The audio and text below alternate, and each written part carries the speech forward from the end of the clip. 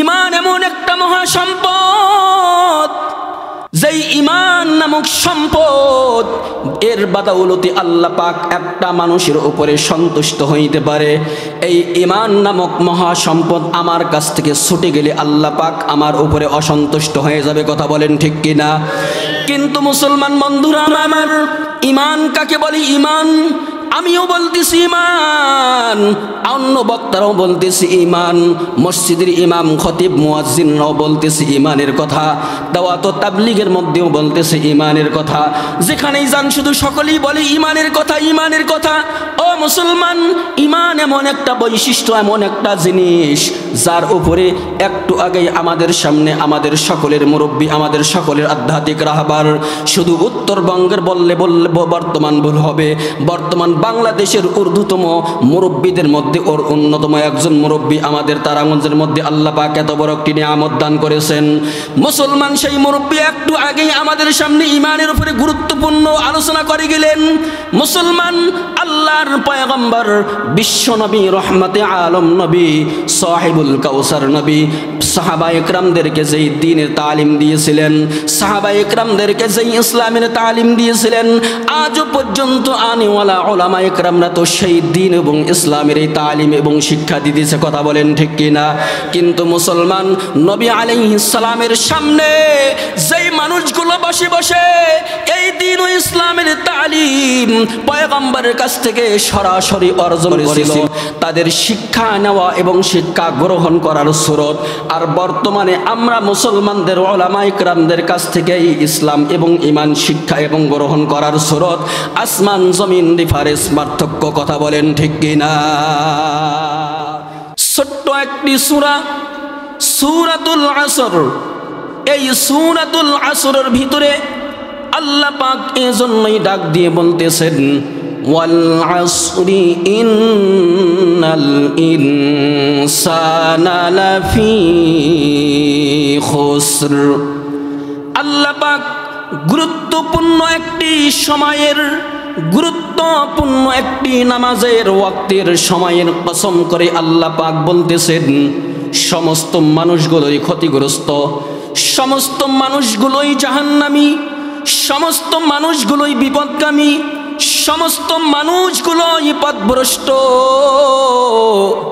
কিন্তু চার শ্রেণীর, চার বৈশিষ্ট্য, চার গুণ অর্জনকারী মানুষগুলোর ব্যাপারে আল্লাহ পাক ইস্তিসনা, ডিভাইডেড, পার্থক্য করে আল্লাহ পাক বলতেছেন, কেবলমাত্র এই পৃথিবীর মধ্যে যেই মানুষগুলো চারটা বৈশিষ্ট্য, চারটা আখলাক, চারটা সিফত, চারটা বৈশিষ্ট্য যেই মানুষগুলো অর্জন করতে পারবে, যেই মানুষটা তার ভিতরে চারটা আখলাক, চারটা চরিত্র নিয়ে আসতে পারবে, যেই মানুষটা তার ভিতরে চারটা সিফত, চারটা আখলাক তার ভিতরে আনয়ন করতে পারবে, নিয়ে আসতে পারবে, কেবলমাত্র এই মানুষগুলোর ব্যাপারেই আল্লাহ পাক 100% গ্যারান্টি দিয়েছেন, এই মানুষগুলোই কেবলমাত্র ক্ষতি তথা জাহান্নামের পথ থেকে বাঁচতে পারবে। বলেন সুবহানাল্লাহ।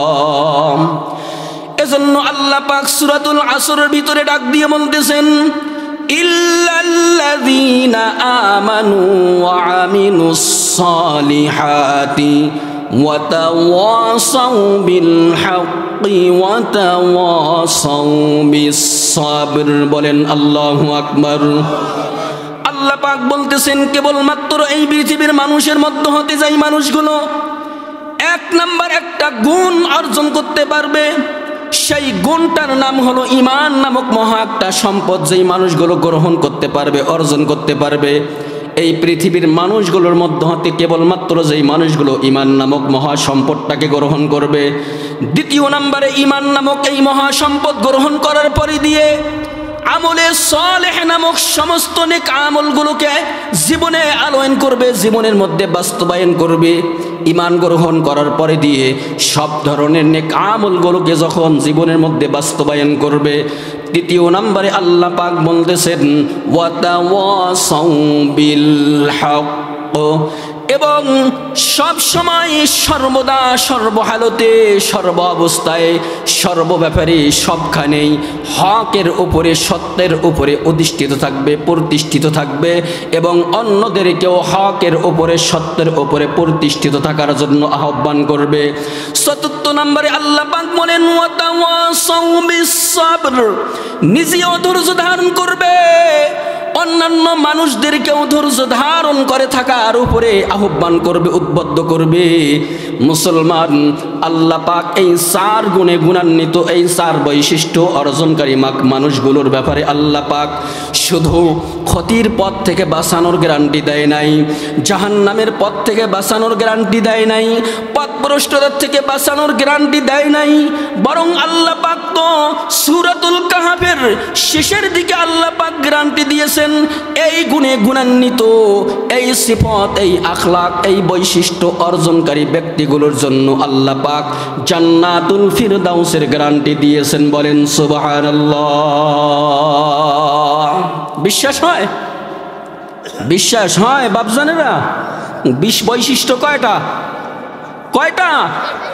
আখলাক কয়টা অর্জন করতে হবে? 4টা। এই 4টা বৈশিষ্ট্য যদি আমি আপনি আমার আপনার জীবনের মধ্যে নিয়ে আসতে পারি, ঈমান তো আমাদের প্রত্যেকেরই আছে। যদি আমরা ঈমান না নিতাম, মুসলমান না হতাম, তাহলে তো আজকে এই কোরআনের মাহফিলে আসতাম না। কথা বলেন ঠিক কিনা? 2 নাম্বার, ঈমানের পরে দিয়ে সব ধরনের নেক আমলগুলোকে করতে বলা হয়েছে। 3য় নম্বরে নিজেকেও হকের উপরে অটল থাকতে হবে, অন্যদেরকেও হকের উপরে সত্যের পথে অটল থাকার আহ্বান করতে হবে। 4র্থ নম্বর, নিজেও সবসময় বিপদ আপদের মধ্যে ধৈর্য ধারণ করে থাকতে হবে, অন্যদেরকেও বিপদ আপদের মধ্যে ধৈর্য ধারণ করে থাকার উপরে উদ্বুদ্ধ করতে হবে। এই 4 গুণে গুণান্বিত ব্যক্তিগুলোকেই আল্লাহ পাক শুধু পথভ্রষ্টতার থেকে আল্লাহ পাক হেফাজত করবে না, বাঁচাইবে না, বরং আল্লাহ পাক গ্যারান্টি দিতেছেন সূরাতুল কাহফের শেষের দিকে, যারা ঈমান নেওয়ার পরে দিয়ে সমস্ত নেক আমলগুলোকে জীবনের মধ্যে নিয়ে আসতে পারবে, সব ধরনের নেক আমলগুলোকে আমলে পরিণত করতে পারবে, আল্লাহ পাক গ্যারান্টি দিতেছেন ইন্নাল্লাযীনা আমানু ওয়া আমিলুস সালিহাত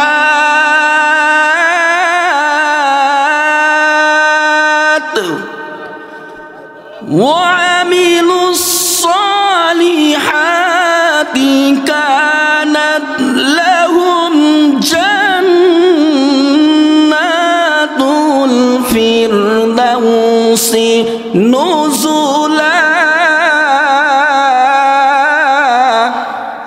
আল্লাহ পাক গ্যারান্টি দিতেছেন যারা ঈমান নামক মহা সম্পদ অর্জন করার পরে দিয়ে সব নেক আমলগুলোকে জীবনে আনয়ন করতে পারবে, জীবনে বাস্তবায়ন করতে পারবে, সেই মানুষগুলির জন্য আল্লাহ পাক গ্যারান্টি দিয়েছেন কানাত লাহুম জান্নাতুল ফিরদাউসি নুজুলা। সাধারণ কোনো জান্নাত এই মানুষগুলোরে আল্লাহ পাক দিবে না, বরং জান্নাতের মধ্যে সবথেকে ভিআইপি জান্নাত জান্নাতুল ফিরদাউস আল্লাহ পাক দান করবেন। বলেন সুবহানাল্লাহ। মুসলমান বন্ধুরা আমার, সূরাতুল আসরের ভিতরে আল্লাহ পাক প্রথম অংশের মধ্যেই আমভাবে ব্যাপকভাবে বলে দিলেন সমস্ত মানুষগুলোই ক্ষতিগ্রস্ত হয়ে যাবে, জাহান্নামী হয়ে যাবে। কেবলমাত্র এই 4টা বৈশিষ্ট্য, 4টা গুণ যেই মানুষগুলো অর্জন করতে পারবে, সেই মানুষগুলোই কেবলমাত্র এই ক্ষতির পথ থেকে তথা জাহান্নামের পথ থেকে বাঁচতে পারবে, জান্নাতের পথের পথিক হইতে পারবে।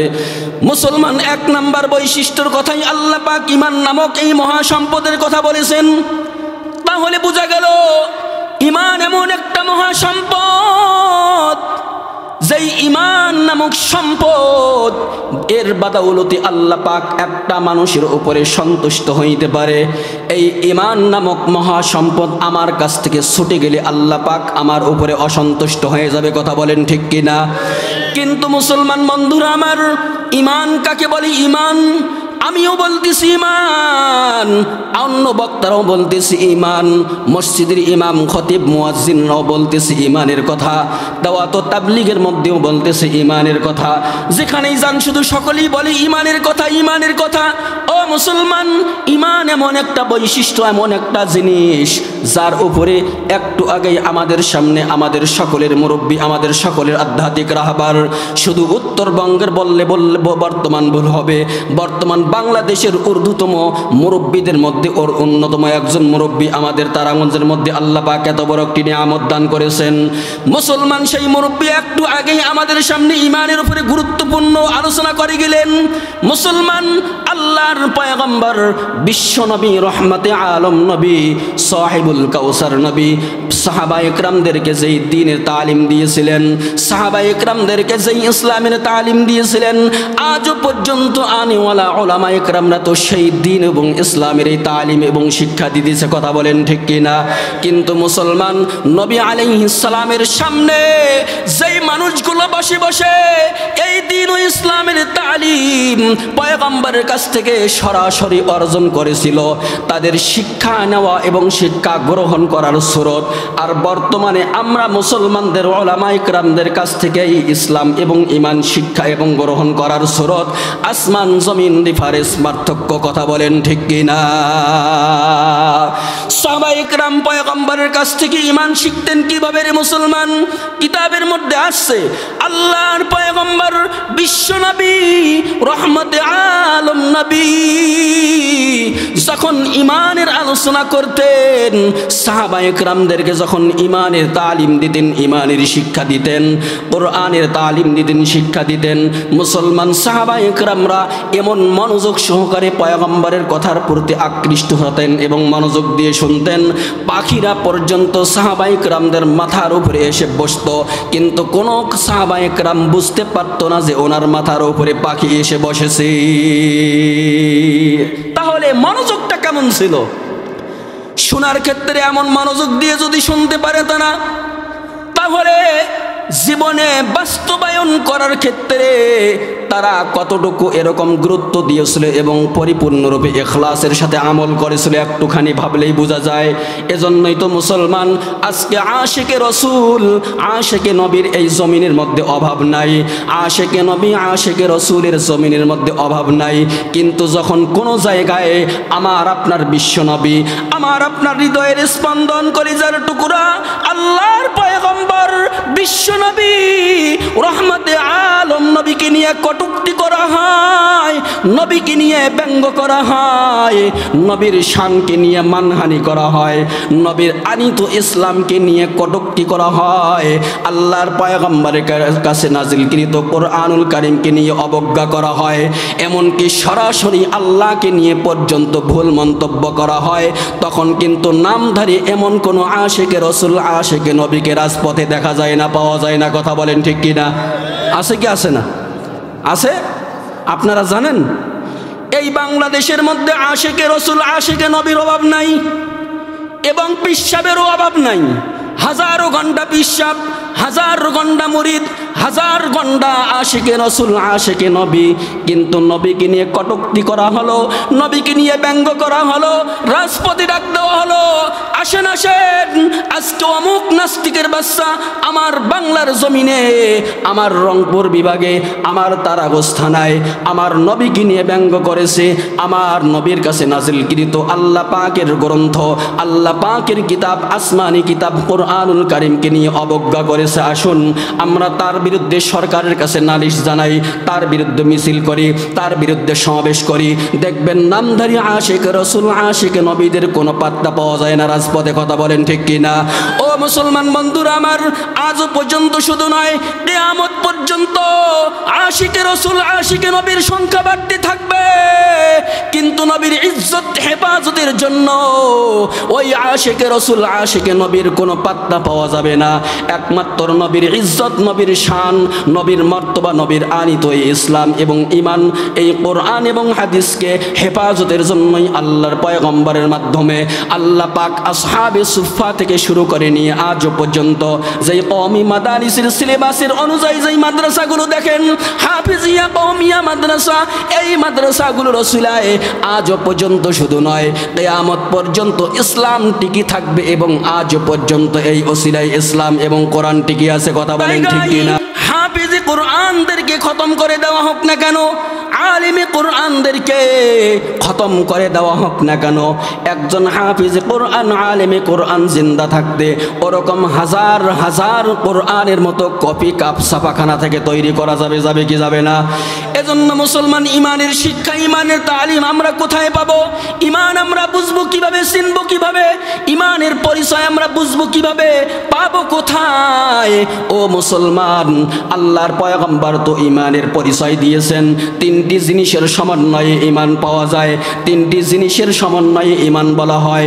ও মুসলমান, আল্লাহর পয়গম্বরের আনিত ইসলামের এই বিধিবিধানগুলোকে আল্লাহর পয়গম্বর বলেন তাসদিক বিল জিনান, আমল বিল আরকান, ইকরার বিল লিসান। অন্তর দিয়ে আল্লাহ পাকের সমস্ত বিধানগুলোকে বিশ্বাস করতে হবে, অন্তর দিয়ে আল্লাহ পাকের সমস্ত বিধানগুলোকে বিশ্বাস করার পরে দিয়ে জবান দিয়ে স্বীকার করতে হবে এবং অঙ্গ প্রত্যঙ্গের মাধ্যমে আল্লাহ পাকের সমস্ত বিধানগুলোরে নবী পাকের তরিকা মতো আমল করতে হবে। এই তিনটি সমন্বয়ে যখন আমার আপনার কাছে কোনো আমল পাওয়া যাবে, ইমান এটাই বলে, ইমান এটাই চাই আমার কাছে আল্লাহর বিধানগুলোকে যেরকম কলব দিয়ে দিল দিয়ে বিশ্বাস করতে হবে, ওরকম জবান দিয়ে স্বীকারোক্তি করতে হবে, ওরকম অঙ্গ প্রত্যঙ্গের মাধ্যমে এই কাজটাকে, এই আমলটাকে আমলে পরিণত করতে হবে। রে মুসলমান, এখন আমি আপনি সূরার ভিতরে শিখলাম, আল্লাহ পাক বলতেছেন ইল্লাল্লাযীনা আমানু ওয়া আমিলুস সালিহাত। আল্লাহ পাক বলতেছেন কেবলমাত্র ইমান নামক সম্পদ অর্জনকারী, এরপরে দিয়ে এই মানুষগুলো যদি সমস্ত নেক আমলগুলোরে আদায় করতে পারে, পালন করতে পারে, এই মানুষগুলোরে আল্লাহ পাক ক্ষতি তথা জাহান্নামের পথ, ভ্রষ্টতার পথ থেকে আল্লাহ পাক হেফাজত করবে। বলেন সুবহানাল্লাহ। কিন্তু দুঃখ পরিতাপের বিষয়, আজকে আমরা সেই ইমান নামক সম্পদকে শিখার জন্য কোথাও যাই না। ও মুসলমান, পৃথিবীর মধ্যে সব কিছু পাওয়ার জন্য, সব কিছুকে বাড়ানোর জন্য, সব কিছুকে ঠিক রাখার জন্য অনেক রকমের পদ্ধতি আবিষ্কার করা হয়েছে, এরকম অনেক কিছু তৈরি করা হয়েছে। আমার আপনার শারীরিক অসুস্থতা থেকে সুস্থতার জন্য এরকম ডাক্তারস লাইনের থেকে শুরু করে নিয়ে অনেক ধরনের বৈজ্ঞানিকেরা অনেক ধরনের ঔষধ তৈরি করেছে। আমার আপনার জ্বর হলো, সর্দি হলো, মাথা ব্যথা হলো, এই মেডিসিনগুলো ব্যবহার করো, খাও, তোমার জ্বর সর্দি ঠিক হয়ে যাবে। মুসলমান, শারীরিক যে কোনো অসুস্থতা হোক, আমি আপনি যদি কোনো ডাক্তারসের কাছে যাই, ডাক্তারস আমাকে আপনাকে টেস্ট করাইলো, টেস্ট করার পরে দিয়ে আমার আপনার সমস্যাকে এরকম ধরার পরে দিয়ে, বোঝার পরে দিয়ে আমাকে আপনাকে এরকম প্রেসক্রিপশন করে দিলেন, এই মেডিসিনগুলো ব্যবহার করলে আপনি এই রোগ থেকে সুস্থতা লাভ করতে পারবেন। মুসলমান, আমার আপনার ব্যবসা প্রতিষ্ঠানের মধ্যে ঘাটতি খাচ্ছি কেন? ঘাটতি খাচ্ছি, ব্যবসার মধ্যে লাভ করতে পারতেছি না কেন? ব্যবসার মধ্যে আমি শুধু লস খাচ্ছি কেন? এগুলো গবেষণা করে আর একজনের কাছ থেকে পরামর্শ নিয়ে আমার ব্যবসার মধ্যে উন্নতি করাইতে পারবো। মুসলমান, এভাবে দুনিয়ার সব কাজগুলির ক্ষেত্রে আমি আপনি সব দিক দিয়ে ক্ষতি হয়ে দেব। আমি এই ক্ষতির থেকে বাঁচানোর জন্য এই কাজে যে অভিজ্ঞতা সম্পন্ন তার কাছে গিয়ে আমি পরামর্শ নিয়ে এই কাজের ক্ষতির থেকে বাঁচানোর চেষ্টা করতে চাই। কথা বলেন ঠিক কিনা? চাই কি চাই না? এই যে আলুর সিজন চলতেছে, আলু, যেই লোকটা জীবনে কোনোদিন আলু আবাদ করে নাই, আলু লাগাই নাই, রোপণ করে নাই, প্রথম এই সিজনে এই বছরে আলু লাগাইছে, ঘটনাক্রমে দেখা গেল আলুর মধ্যে সে এমন ঔষধ ব্যবহার করতেছে, কাজ হচ্ছে না, আলুর গাছ দিন দিন চিকন আলির মতো চিকন হয়ে যাইতেছে। তাহলে এই লোকটা কি করবে? আলুর বিষয়ে যে লোকটা ভালো অভিজ্ঞতা সম্পন্ন, এই আলুর টিকমিনের বিষয়ে যে লোকটা ভালো জানে, ভালো বোঝে, তার কাছে গিয়ে বুদ্ধি পরামর্শ নেবে। কথা বলেন ঠিক কিনা? এরকম দুনিয়ার যে কোনো সমস্যাকে সমাধানের জন্য আমি আপনি সব লোকের কাছে যাই, একটা বিল্ডিং স্থাপন করব, এই বিল্ডিংটাকে তৈরি করার আগ দিয়ে একজন ইঞ্জিনিয়ারের সঙ্গে পরামর্শ করি কিভাবে কি করলে আমার এই বিল্ডিংটা সুন্দরভাবে সাজাইতে পারবো, এই বিল্ডিংটা দীর্ঘমেয়াদী স্থায়িত্ব হবে। এভাবে সব কাজের জন্য দুনিয়ার মধ্যে সব কিছুই তৈরি আছে এবং প্রস্তুত আছে, কিন্তু আমার আপনার মহা সম্পদ ঈমান নামক সম্পদকে সুস্থ করার জন্য, ঈমান নামক সম্পদটাকে সবল করার জন্য বলুন তো দেখি, আজও পর্যন্ত কোনো সায়েন্টিস্ট, কোনো বৈজ্ঞানিক, কোনো দার্শনিক, কোনো বৈজ্ঞানিক আজও পর্যন্ত কি এরকম কোনো পদ্ধতি আবিষ্কার করছে যে এই পদ্ধতি অবলম্বন করলে আমার আপনার ঈমান নামক সম্পদ সবল শক্তিশালী হবে? কথা বলেন, বাহির করছে? আজও পর্যন্ত কোনো ডাক্তার্স, কোনো মাস্টার্স, কোনো ওসি, এসপি, ডিসি, এমপি, মন্ত্রী, এরকম কোনো দার্শনিক, বৈজ্ঞানিক, কোনো এরকম সায়েন্টিস্ট আজও পর্যন্ত এরকম কোনো পদ্ধতি বলতে পারে নাই। নাসার বৈজ্ঞানিক পর্যন্ত তারাও বলতে পারে নাই যে এই পথ অবলম্বন করেন, আপনার ঈমান মজবুত হবে, শক্তিশালী হবে, আপনি 1 নম্বরের জান্নাতের অধিবাসী হবেন। বলতে পারছে? কথা বলেন, পারছে? কারণ এই ঈমান নামক সম্পদ, এই ঈমানের তালিম, এই ঈমানের বিদ্যা, ঈমানের শিক্ষা আমাকে আপনাকে কোনো বৈজ্ঞানিক, কোনো সায়েন্টিস্ট, কোনো দার্শনিক দিবে না রে মুসলমান। এই ঈমানের তালিম আমি আপনি কোনো মাস্টার, ডাক্তার, ইঞ্জিনিয়ারের কাছে শিখতে পারবো না। এই ঈমানের মহা ঔষধ আমি আপনি কোনো বৈজ্ঞানিকের কাছে গেলে পাবো না। এই ঈমান নামক মহা সম্পদকে শক্তিশালী সবল করার জন্য বাংলাদেশ শুধু নয়, পৃথিবীর কোনো রাষ্ট্রনায়কও আমাকে আপনাকে কোনো ঔষধ, মেডিসিন দিতে পারবে না। কারণ এই ঈমান নামক এই সম্পদকে সুস্থ সবল করতে চাইলে 1 নম্বর নেটওয়ার্ক, 1 নম্বর পথ, 1 নম্বর মত, কোরআনুল কারীমের পথ এবং মতকে আমাকে আপনাকে গ্রহণ করতে হবে। কথা বলেন ঠিক কিনা? এজন্য তো আল্লাহ পাক সূরাতুল আনফালের মধ্যে ডাক দিয়ে বলেন, ইন্নামাল মুমিনুনা আল্লাযীনা ইযা যুকিরাল্লাহু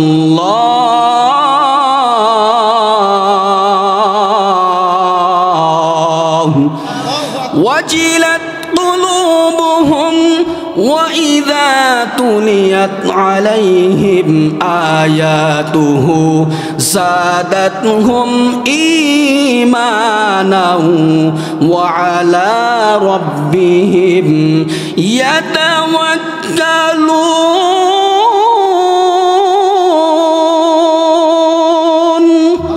আল্লাহ পাক ঈমানদারের পরিচয় দিতেছেন।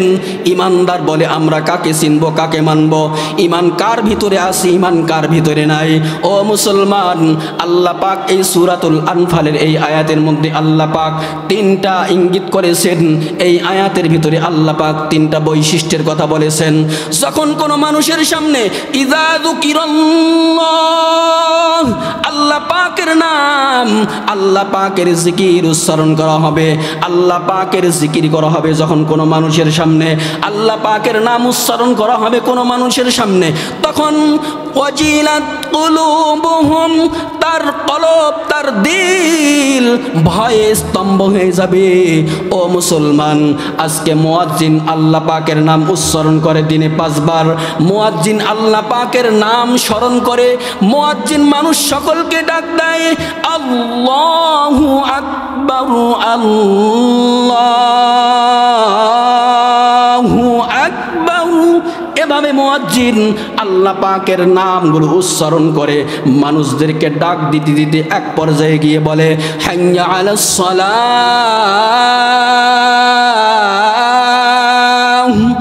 আর এক পর্যায়ে বলে হাইয়া আলাল ফালাহ। আসো আসো তোমরা নামাজের দিকে আসো, আসো আসো তোমরা কামিয়াবি আর সফলতার দিকে আসো।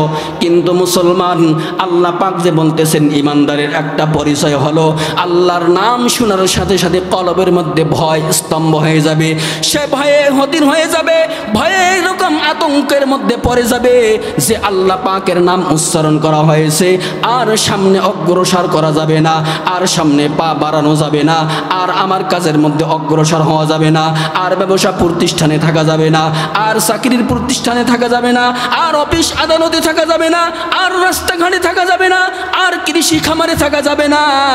আল্লাহ পাকের নাম উচ্চারণ হয়েছে তো আমাকে এখন সব কিছু বন্ধ করে আল্লাহর ঘর মসজিদে হাজিরা দিতে হবে। কথা বলেন ঠিক কিনা?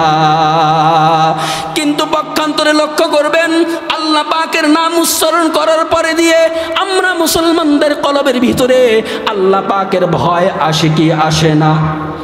মুসলমান বন্ধুরা আমার, প্রকৃতপক্ষে যেই মানুষগুলোই আসল ইমানদার এবং মুমিন হবে, তারা আজানের শুধু শব্দ নয়, তারা আজানের শুধু বাক্যগুলো নয়, বরং তাদের সামনে আল্লাহ পাকের কোনো নাম, আল্লাহ পাকের কোনো সিফতি শব্দ, সিফতি নাম, আল্লাহ পাকের কোনো গুণকীর্তন বর্ণনা করলেই তারা ভয়ে স্তম্ভ হয়ে আল্লাহ পাকের শুকরিয়া আদায় করার মধ্যে লিপ্ত হয়ে যাবে। কথা বলেন ঠিক কিনা?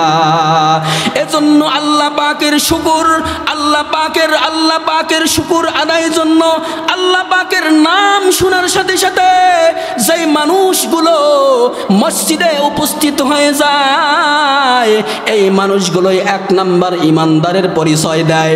ও মুসলমান, 2 নাম্বার আল্লাহ পাক বলেন, ওয়াজিলাত কুলুবুহুম ওয়া ইযা তুলিয়াত আলাইহিম, যখন তার সামনে যখন আল্লাহ পাকের আয়াতগুলোকে তেলাওয়াত করা হয়, আল্লাহ পাকের কোনো নিদর্শন, আল্লাহ পাককে চিনার মতো, আল্লাহ পাককে পাওয়ার মতো কোনো নিদর্শন তার সামনে তুলে ধরা হয়, আল্লাহ পাকের কালাম কুরআনুল কারীমকে তেলাওয়াত করা হয়, অথবা আল্লাহ পাককে চিনার মতো, পাওয়ার মতো এরকম কোনো নিদর্শন তার সামনে তুলে ধরা হয়, আল্লাহ পাক বলতেছেন, ওয়া ইযা তুলিয়াত আলাইহিম আয়াতুহু যাদাতহুম ঈমানা। বলেন না আল্লাহু আকবার। ঈমান যদি আগে ছিল 50% অথবা 100%ই ছিল, কিন্তু আল্লাহ পাকের কোনো নিদর্শন দেখার সাথে সাথে অথবা কোরআনুল কারীমের আয়াতের তেলাওয়াত শোনার সাথে সাথে তার ঈমান আরো মজবুত হয়ে যায়, শক্তিশালী হয়ে যায়, 100 থেকে আরো 200, 300, 500, 100 পর্যন্ত মজবুত হয়ে যায়। বলেন সুবহানাল্লাহ। 3 নাম্বার আল্লাহ পাক বলেন, ইমানদার মুমিনের 3 নাম্বার একটা গুণ, ওয়া আলা রাব্বিহিম ইয়াতাওয়াক্কালুন। 3 নাম্বার বৈশিষ্ট্য ইমানদারের পরিচয় আল্লাহ পাক বলতেছেন, ওয়া আলা রাব্বিহিম, সে সব সময় তার রবের উপরে ভরসা করেই চলবে। বিপদে আপদে সুখে দুঃখে সর্ব অবস্থায় সর্বহালতে তার রবের উপরেই ভরসা থাকবে, তার রবের উপরে তাওয়াক্কুল করে চলবে। কোনো মানুষের উপরে ভরসা করবে না। আমি সুখী থাকি আর দুঃখী থাকি, আমি কষ্টে থাকি আর আরামে থাকি, আমি যে পথেই থাকি না কেন, সর্ব অবস্থায় আল্লাহ পাকের উপরেই পূর্ণ আস্থা রেখে চলাটাই পরিচয় হলো 1 নাম্বার ইমানদার। কথা বলেন ঠিক কিনা? কিন্তু আজকে আমাদের মাঝে এমন অভ্যাস আছে, এমন মুসলমানের, অসুস্থ হলে আল্লাহ আল্লাহ আল্লাহ আল্লাহ আল্লাহর নাম জিকির করা শুরু করে দেয়। কথা বলেন ঠিক কিনা? কিন্তু যখনই অসুস্থ আমার কাছ থেকে বিদায় নিয়ে যায়, পেটের ব্যথা যখন চলে যায়, জ্বর আমার কাছ থেকে যখন বিদায় নিয়ে চলে যায়, হাত ভেঙে গিয়েছিল যখন সুস্থ হয়ে যায়, পা ভেঙে গিয়েছিল যখন সুস্থ হয়ে যায়, অভাবের মধ্যে ছিলাম যখন অভাব দূর হয়ে গেল, এরপরে আর কিন্তু আল্লাহরে ডাকি না। কথা বলেন ঠিক কিনা? ও মুসলমান, এজন্যই আল্লাহ পাক বলতেছেন 1 নাম্বার ইমানদার মুমিনের একটা গুণ, সে সব সময় সুখে এবং দুঃখে, সুস্থ এবং অসুস্থ, সর্বহালতে আল্লাহ পাকের উপরে পূর্ণ আস্থা রেখে চলবে। বলেন সুবহানাল্লাহ। কিন্তু আজকে আমি আপনি মুসলমান বন্ধুরা আমার, যেদিকেই তাকাই না কেন আর যেদিকেই যাই না কেন, এই ঈমান নামক এই মহা সম্পদকে কিন্তু আমি আপনি সুস্থ সবল করার জন্য কিন্তু আমি আজও পর্যন্ত কোনো হক্কানি ওলামা ইকরাম, হক্কানি পীর মাশায়েখের কাছে যাই নাই। অসুস্থ হয়েছিলাম, ডাক্তারের কাছে গিয়েছিলাম, এরকম যে কোনো বিপদে পড়েছিলাম, আল্লাহর কাছে কিন্তু আগে দোয়া করি না।